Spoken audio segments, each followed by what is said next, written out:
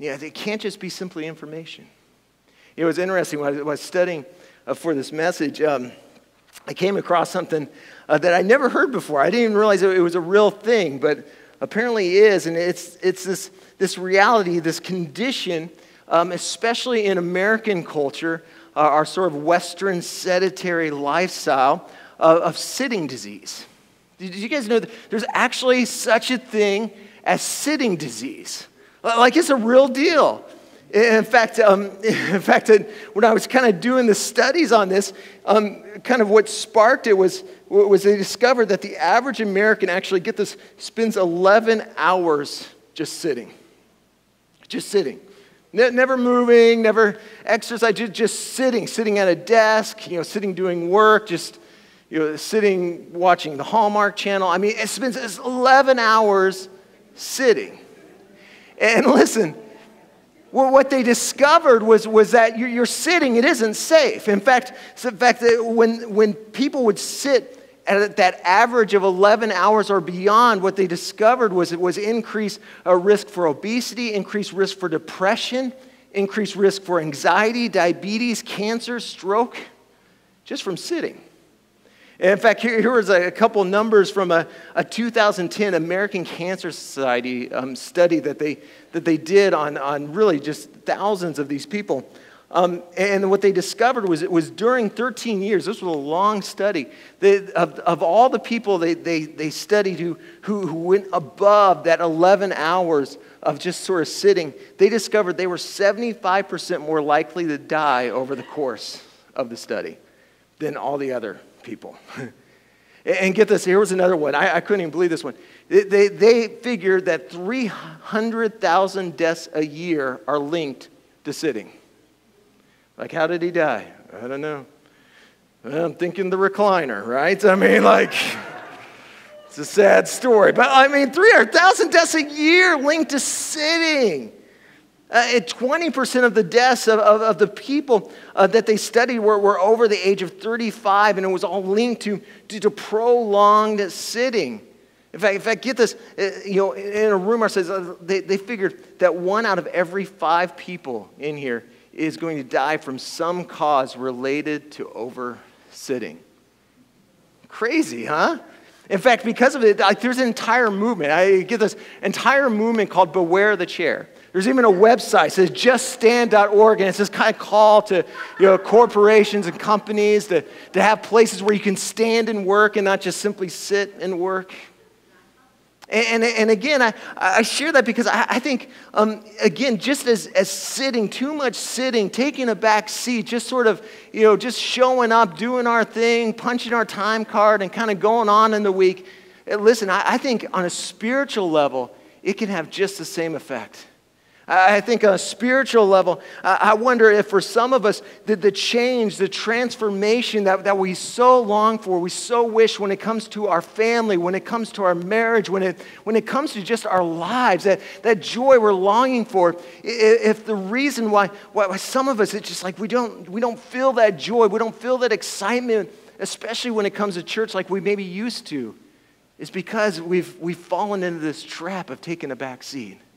Of just, seeing it as simply, a time when we get together and for an hour and a half just sit, get a little information, get informed, and we miss the fact that, no, God's calling you to experience transformation. But listen, it's not going to happen as long as you're just taking a back seat. You actually got to roll up your sleeves. You got to make a move. You got to get involved. You got to have that same attitude as Christ had. The attitude not looking about you, not living simply for you, but was willing to take on this attitude of a servant, which leads to the third kind of symptom, the third thing that I think actually causes so many of us to just sort of, rest in sort of the spiritual backseat, if you will. And that is that we allow the crowd to get in the way. We allow the crowd to get in the way. Luke 5:19. So basically, what you got to understand here. So again, they're packing the house. They're listening to Jesus teach and talk, and as they're doing that, again, this place, it's packed. There's a standing room only in this place. And it's in the process of this, in the process of Jesus' teaching, that these four guys, they come carrying this paralytic friend of theirs. And yet when they get there, here's what they find. Luke 5:19 says, when they could not find a way to do this because of the crowd, they went up on the roof and lowered him on his mat through the tiles into the middle of the crowd right in front of Jesus. In fact, Mark 2's account actually says something very similar. It says, since they could not get him to Jesus because of what? Because of the crowd, they made an opening in the roof. See, sometimes I think the reason that sometimes keeps us stuck in the seat, keeps us from getting involved, is sometimes, in fact, a lot of times, can be the crowd.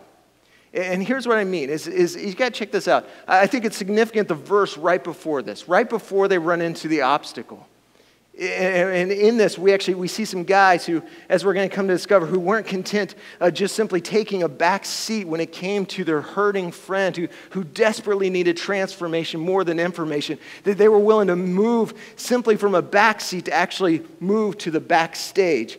And yet, listen to what it says here and what it says about them and kind of the heart and kind of how they were able to get past just simply, being opposed by the crowd, I guess, if you will. And we see this in verse 18. It says, some men carrying a paralyzed man on a mat and tried to take him to the house to lay him before Jesus. So this is before they run into this obstacle of the crowd. Notice that key phrase there, some men. Some men. I love the fact that it doesn't name any names in this. Notice it's not like, well, there was Ray and Joey, and, there was Johnny, who normally helps out, working at the grocery store, but he came along, saw we were in trouble, and came and helped out. There's none of that. And in fact, you couldn't find a less descriptive way of describing them, unless maybe you took the gender out of it all and just said, hey, there were some folk. Like, we're not even talking men, we're not even talking ladies, they're just some folk. And I love this description because, the central hero in the story, as we find, is of course, is Jesus. But the secondary heroes of this story are these men who weren't willing they weren't living for the applause of the crowd. They didn't wait for the crowd's approval before they moved to the backstage to get their friend to a place where he could find healing. No, these were men who were... These were some men who are willing to carry the corners of his cot. Some men who are willing to again, do things, again, not for their applause, not for their attention, doing things and serving in such a way to help their friend where the attention was never on them. And here's what I love about this is that, and I think is significant about this, is that if we're honest, we live in a day that's sort of the reverse of that. And why I say the crowd can be such an obstacle for us, because we live in a day and a time and a culture where people want to make a difference as long as other people are watching, right? As long as I can tweet about it, as long as I can get my selfie doing it, as long as I can get the applause, as long as pastor will send me a note saying, hey, well done, good job. As long as we get that attaboy somewhere along the line. And yet, what I loved about what these guys understood that I think is so important for us if we want to move beyond just living in the spiritual back seat is, listen, you can't make a difference if you're worried about who gets the credit. You can't make a difference if you're worried about who gets the credit. The ones who make the greatest difference in the kingdom of God are? It's not the pastors with the microphone and maybe the cameras on. No, it's none of that. The ones that make the greatest difference are some guys, are some ladies, are some teenagers that are willing to serve in some of the positions, that serve in some of the roles, that serve doing whatever it takes to get their hurting, their broken, their lost friend to take a step to bring them closer into a relationship with Jesus. Listen, when they had that attitude, listen, I'll do whatever it takes that my friend might be able to get one step closer to knowing the reality of God's grace and mercy and forgiveness and freedom in their life. When I look at my life, when I think of those who've made the greatest impact in my life, it was people that I couldn't for the life of me ever tell you what their names were. It was some men and some women in a Sunday school in Rolling Hills Baptist Church all the way back when I was a kid around outside of Baltimore, Maryland, that took the time, during every service to take a break from just sitting, from getting informed, to actually be a part of the transformation, be a part of making a difference, be a part of seeing someone like me grow closer in a relationship with Jesus by teaching a kids class. By sharing with me stories about God's faithfulness and God's love and God's plan for me. Stories that can tell you that when I went through my prodigal years and I was running from God, and when God got a hold of my heart and I started to come back, it was all those stories that came back to my mind that reminded me where I could go to for help. Where I could go to when I hit rock bottom. It reminded me that there's a God who's not standing there with arms of judgment, but a God who's got arms wide open, waiting for me to run home, that he can embrace me, he could love me, that he could accept me and restore me back to the incredible future and plans he had for me. It was some men and women who continued to pray for me even when I was running from God. It was some men and women who had the courage to invite me to church when church was the last place I wanted to go to at that time. It was some men and women. Some men and women who weren't looking to get tweeted. Nobody knows their name, but let me tell you, God knows their name. God knows their name. God knows what they did. And at the end of the day, you don't need somebody to tell you you've done well. You need God to say, well done. The anonymity, the willingness to be anonymous, the willingness that if nobody ever says thank you, if nobody ever sees what I do, if nobody ever finds out or tweets out, if the pastor never writes me a note, if no one ever gives me a high five, if no one else does it, listen, I don't do it for them. I don't do it for the crowd. I do it for him. And by the way, too, can I tell you that also kind of speaks to a reason why a lot of us don't? Is because, again, we live in this culture where it's all about me, and we can have this tendency to think that if I don't promote myself, if I don't raise my status, if I don't put my name out there, who's going to? Who's going to take care of me? If I just serve and if I give, who's going to take care of me? And yeah, I love going back to that verse in Philippians 2 where it talks about God leaving the comforts of heaven, coming down, taking on the form of a servant. And it says, at the end of the day, it raised him up. Because of that, it raised him up to where every knee shall bow, every heart and mouth proclaim that he is Lord. And I love that because it's this reminder of that when you and I, when we're not living to make a name, but lifting up the name above every other name, when we're not living for the applause of the crowd, but when we're living for an audience of one, it's amazing how God, within that passage, I encourage you to reread it this way, what you find is really this promise that, listen, even if no one else gives you the pat on the back, even if no one else gives you the applause, listen, you can trust, I'm going to raise you up. I'm going to do things in your life. I'm going to show up in your life in ways you could never expected, never imagined, never even hoped. And that's so important. But again, and so again, we see some of these reasons of why we tend to land in the spiritual backseat.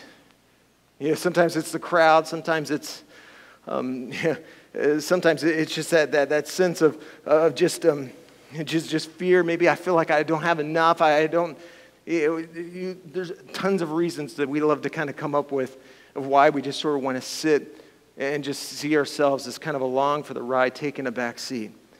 But I want to kind of end with the time left here with just kind of one promise out of this story. And kind of why. Why does it matter? Okay, why does it matter for me to move beyond just simply taking my spot in the back seat? Well, here's why, and we discover this here at the very end. Again, here's these guys who had the courage to move their friend, to get out of the back seat, to carry their friend, to drag their friend, which could not have been very comfortable, could not have been very easy, and move to the backstage. And look, here's what happens. Verse 19, it says, so they went up to the roof and they lowered him on his mat through the tiles into the middle of the crowd, right in front of Jesus. Right in front of Jesus. But here's what I really love. Verse 24 through 26. So Jesus sees this, The Pharisees, they're running for their lives as tiles are falling, hitting them in the head, and just like, what is going on? And here's what Jesus responds, which by the way, I love the fact that Jesus doesn't get like upset about this. So often we treat interruptions in our lives as distractions or points of frustration. Jesus saw interruptions as invitations, opportunities to do the miraculous. And I love what he says here. He says to the paralyzed man, I tell you, get up, take your mat and go home. Immediately he stood up in front of them, took what he had been lying on, and went home praising God. Everyone was amazed and gave praise to God. They were filled with awe. And get this, they said, we have seen remarkable things today. We've seen remarkable things today. These guys who weren't content just resting on the back seat, but they chose to carry their friend to the backstage. And because of that, they saw remarkable things. But here's what I want you to get is while everybody saw something amazing, while certainly there was a joy in the moment, this amazement over this incredible miracle, everybody saw something, but how many know some people saw it better than others? So some people had a better view and a better perspective than others had to that miracle. See, again, this place, it was packed. There was standing room only. So, you got these guys that are, if you're in the back seat, the back row, you're not seeing a whole lot. In fact, probably, my guess is if we were there, we'd probably have a lot of people in the very back there. They're sitting there going, hey, man, what's going on? Well, I see this guy being lower, but what's happening? And you can just sort of imagine their friend going, oh, yeah, check that out. I just saw a tile nail this Pharisee right in the forehead. It was amazing, right? Oh, wait, he's telling the guy to get up. This guy's been paralyzed. What's he thinking? What's he doing? And you just imagine the guys in the back like, well, I can't see. Tell what's going on, And he's like, man, I can't believe it. Jesus just healed him. Jesus forgave him his sins. He's getting up. He's walking. He's moving. He's dancing. See, everybody saw something. But not everyone had the same, perspective or got to see, the same amounts. See, there were another 4 guys up on the top of the roof who, let me tell you, they got to see it all. Everyone got to see the miraculous. Yeah, that's incredible. But there were 4 guys at the top who had this vantage point where they could see it all. They saw this guy who not just, they saw him not just be forgiven of his sins, find healing, and find this miracle happen in his life where this guy who never walked before was able to walk again. But they didn't just see that. They saw this guy who even when he left, probably left that building dancing, probably left that building shouting for joy. Hey, they were on the roof. So where these guys just got to see him in that moment, they got to watch this guy run out of the building, probably telling everybody he ran into about Jesus and what Jesus had done for him and how Jesus had healed him. My guess is they probably even got to see him get maybe even as close to his home. Maybe even see his wife come out there, his wife who he hadn't ever been able to hug for all the time that they'd been married, able to embrace her, these kids who'd never been able to be picked up by their dad, all of a sudden being picked up by their dad. They got a vantage point that no one else got. They got a view that no one else got.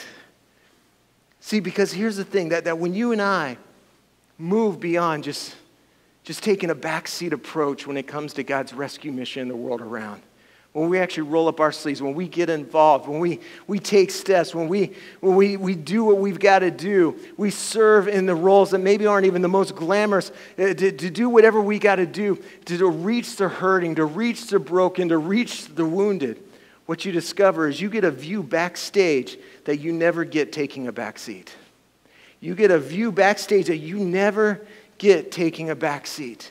And when you do that, when you're willing to serve, when you're willing to roll up your sleeves, when you're willing to get involved, Not just show up and punch a time card and then just go on with your week, but actually, no, I'm a part of this. This is my church. This is my body. I'm a part of this mission of reaching anyone, anywhere with the message of Jesus. Sign me up. I'll do whatever I got to do because I want to see my friend come to know Jesus. When you're willing to do that, you'll get a view and you'll get a perspective. You'll get to see things. You'll see God move and work in ways that no one else always gets to see. You get a perspective. In fact, I was thinking about this. Like, if you've ever doubted, speaking of some of those roles that we sometimes, think that, what does it really matter? Listen, can I tell you something? When you're willing to pick up the mat of someone that's close to you, maybe a friend or a neighbor who you've been praying for to come to know Jesus, and you invite them, you finally work up the courage to invite them to come to church, and they come with you, can't tell you something, you see things very differently. Like all of a sudden, the greeters really matter. like how welcome they are, it matters, right? Like all of a sudden, the sound matters, right? When all distorted and pastor can't find where the unmute button is on the microphone. The message, it matters. Like, pastor, you better be on your A game today because I've been praying to get this, my neighbor, been praying to get my brother here, and they're finally here. You better bring it today. You see things differently. You see things differently. When you get involved, when you don't simply just take a back seat, but when you move to be a